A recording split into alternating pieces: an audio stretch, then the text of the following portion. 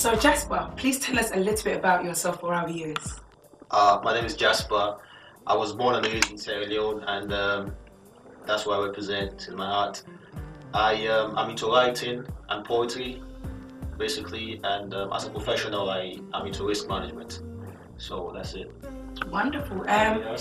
Any brothers and sisters? Because you're a fine person. So the young ladies may have see if there's any brothers there or etc. etc. How many people in your family? I've only got one brother. We are two in our family. Well, two kids. So I'm the youngest of them. I'm the younger.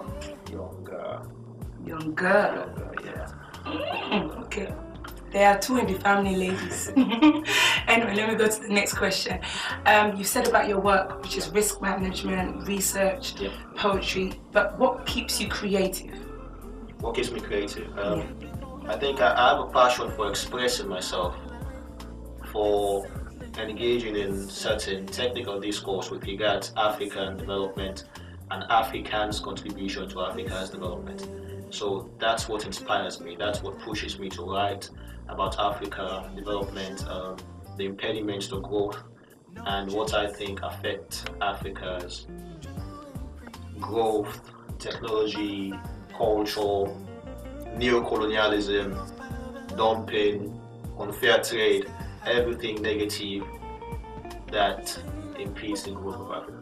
Fantastic, and that's really amazing to see you use such a gift as spoken word to really inspire a lot of people on some subjects that sometimes can be a bit boring. So we know that you're famous for what makes you an African. Yeah. And can you tell us a little bit about that, especially for someone who has not watched that video before? What Makes You an African is a 5-minute spoken word poem that I did. That was actually the opener to my book. I'm working on a book right now. It's called The Ideal Citizen. It's set to be out in 2014, late 2014. So the poem, What Makes You an African, is a prelude to the book.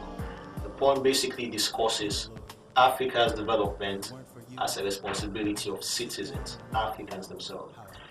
So it's a rhetorical question, what makes you an African?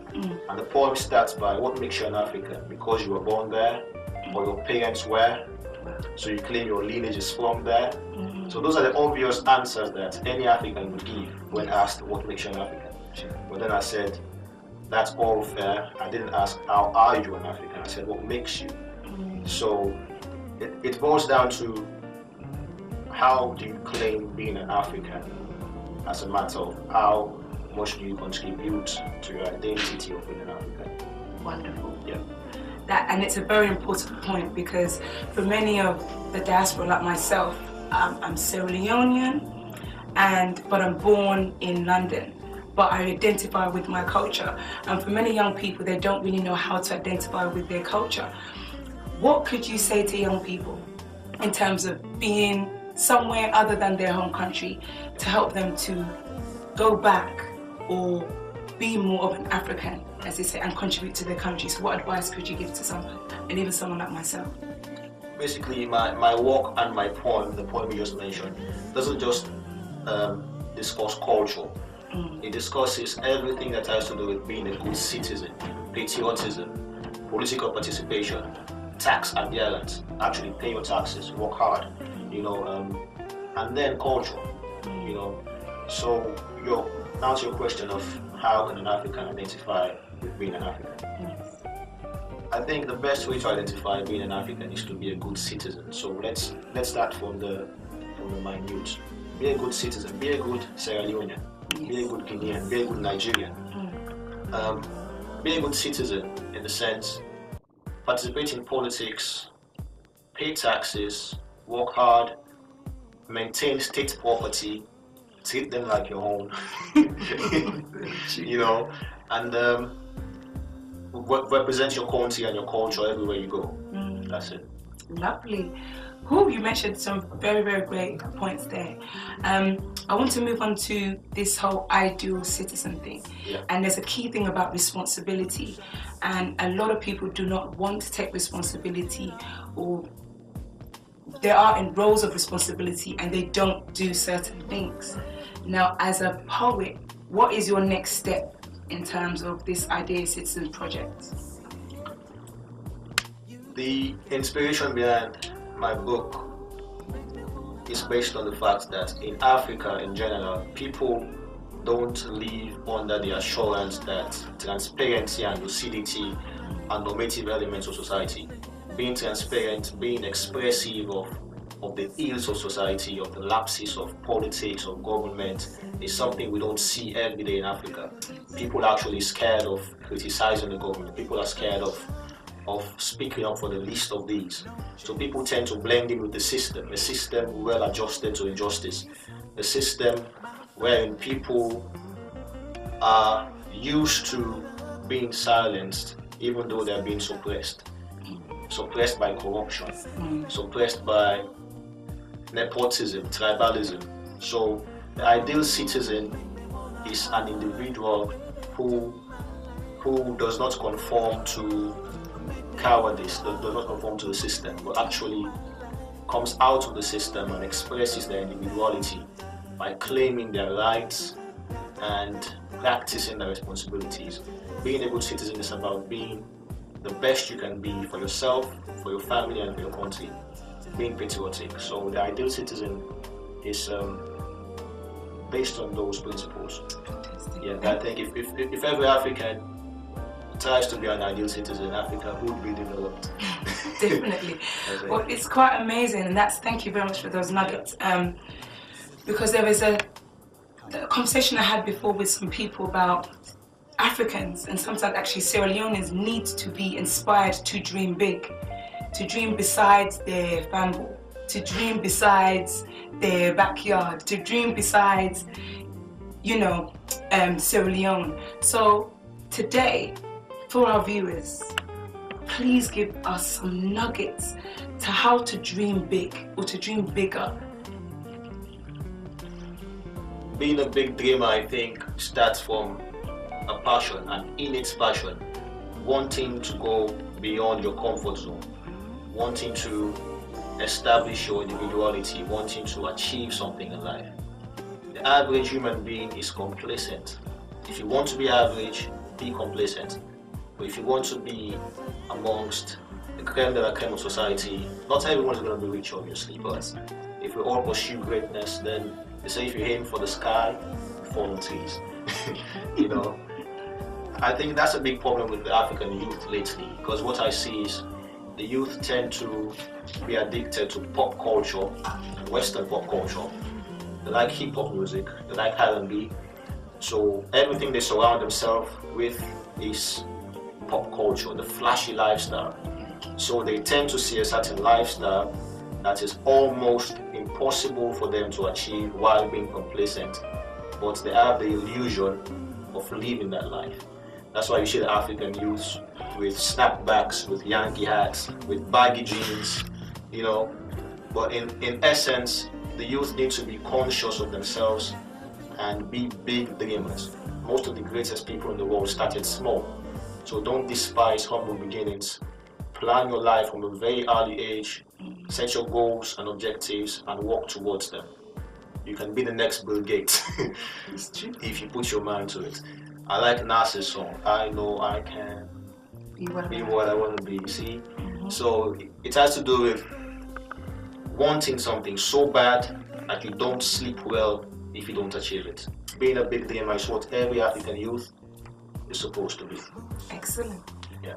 I am touched. There is something you mentioned about we need to believe in ourselves and we need to have courage to step out for our dreams. Now, you stepped out in being a poet. And many people need to know that they want to step out into certain things. I'm going to go into something about arts and crafts. When you're young, it seems like arts and craft is not really done in Sierra Leone or African countries. Yeah. If you had the opportunity to talk to the education minister and say, young people need freedom of expression, what would you say to them, especially around the arts and crafts and expression gifts? When I went to primary school, I did arts and craft as a subject in school. But the arts and craft I did was traditional, mainly drawing, sketching, hands and hand craft work, handiwork and stuff like that. What I think is most needed in Africa is the development of skills and the empowerment of creativity amongst the kids, not the youths, the kids.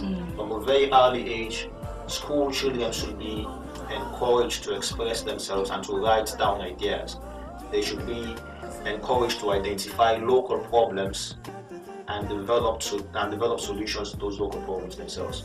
So it all boils down to technology and innovation. Innovation should be encouraged in schools, and the system should not dampen the individual's passion to introduce new ideas. Kids should actually be encouraged to identify problems in their societies. So kids should be told, homework should be given, where kids are asked to go back to your society, identify a local problem. Maybe there are no clean drinking water, maybe there are no electricity, there are no proper drainage systems. So primary school kids, as young as they are, they should be taught, they should be encouraged to identify problems locally and develop solutions to those problems. So I think that would suffice for the lapse in arts and craft education in schools. Wonderful. And I like how you mentioned the importance of creativity, innovation, from a young age. Now, next question. You do risk management and research and poetry, etc. Can I ask, what were the challenges? Because I believe it wasn't just plain sailing and very easy. So what were the challenges in these career paths that you chose? Risk management is my educational background. So I didn't choose that as a frivolous generosity. Did your parents say you have to do it? Well, no. So I did choose it. Good. Yeah. So my degree is in risk management. My field of work is in risk management. In my extra time, I write a lot. I write a lot of research papers, and I write poetry. And as I said earlier, I'm working on my first publication book. What's your question again? How did you, what challenges did you face? And how did you overcome them? Because one thing is, we don't want to just show that it's very plain sailing and everything is easy. We understand the government, we understand society, but we want to know what challenges were there and how you overcame them. Because there could be someone listening right now who is in a predicament and they just need some advice. I think it all boils down to being a realist. There's a difference between what you should do and what you want to do. What you want to do is your passion. What you ought to do is what pays. That's why I see lots of kids, black kids in the West, they all want to be footballers, but they don't want to go to school. So for me, risk management is me doing what I ought to do, what I should do, because I was always good at numbers, and writing is my passion. So doing the two together isn't work for me because I love doing that. Yeah. Good. So you heard, be a realist. Be a realist. Make sure you pay the bills, but also go for your passions and your dreams. Yeah. Wow. Well, we're nearly coming towards the end of this interview, but we're just going to switch it up a little bit. Is there a special lady in your life? Oh. And wow. If there is or there isn't, please tell the viewers why there isn't. Yes, there is. There are two special ladies in my life. My mom and my daughter. Amazing. Yes, I have a 6-year-old daughter, and she means the world to me. Amazing. Yeah. And if you were looking for that special woman, what qualities does she need to have? She needs to be loving, she needs to be respectful, she needs to be cultured, and she needs to be a go-getter. She needs to be hardworking. Does she have to be Sierra Leonean? No, not necessarily Sierra Leonean. No? Not necessarily Sierra Leonean, no. Lovely, okay. Sierra Leone, you better represent. Excellent. Okay, I'm just going to round off with the last question. Now moving on to our next question. And this question is in relation to the Sierra Leonean diaspora. What is your opinion? What are your views on them? Well, I know actually Sierra Leoneans are very proud of their culture, they're very proud of identifying themselves as Sierra Leoneans. But I also think Sierra Leoneans living abroad need to participate more in the country's affairs and raise their voice, pointing out issues of economics, politics, culture, and most importantly, expressing constructive criticism against the leaders and the leadership of the country, we being abroad have more opportunity and access to social media and means of communication, means of sharing ideas. So I think we should be more engaged with local affairs back in Sierra Leone and be like a pressure group, pushing the government, pushing the people. We live abroad, so we see models of better government systems. So I think we should capture those ideas and implement them in Sierra Leone by means of suggestion and constructive criticism. Fantastic. Wow. Cannot believe that we've come to the end of today's interview. Oh, have we? We have. I'm sorry about this. And finally, I just wanted to say, you know, how you could just inspire our guests and to all those who are listening out there. Okay. Well, instead of inspiring our guests, I'll say something about my country. This is a short poem. It's like a rap verse. Athens of West Africa, you can check our pedigree. Whatever you need for diamonds, we've got the remedy. Freetown cotton tree, not just an effigy. Land of the slave set free, check your history. The culture is incredible. The people are sucker free. Peace, love, unity, greatness in our destiny. Cassava leaves, potato leaves in our recipe. Spectacular vernacular, Creole Mende Timony. Landscape unique, lion mountains you need to see. Jasper, truth in the booth, this is liturgy. Natural scenery, wildlife and epitome. Slave sites in Bond Island, still a mystery. Listen me, you need to see the beaches, the natural harbor, I'm sure would leave you speechless. Come check an island, a place called Lunge.